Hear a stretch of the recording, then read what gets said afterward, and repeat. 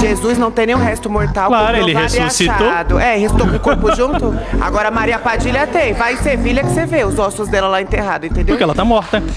Jesus tá vivo? Tá.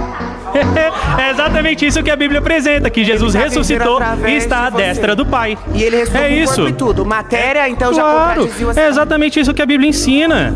O único Deus, a única Bíblia, a única verdade. Por quê? Quem disse isso? Um livro histórico. Mas esse é o ponto, a Bíblia é possível ser comprovada historicamente, meu amigo. Quando você tem uma comprovação objetiva, tá? E não subjetiva, ela se torna validada. Esse é o ponto. Agora, quando você trata só dentro da espiritualidade, mas da sua experiência, e a sua experiência, ela pode ser diferente de cada um, porque cada um tem uma cosmovisão diferente, então cada um vai ter uma experiência diferente, ela se torna subjetiva e não objetiva, porque ela não é comprovável, ela não tem uma comprovação real existente. Agora, a Bíblia, ela é historicamente comprovável.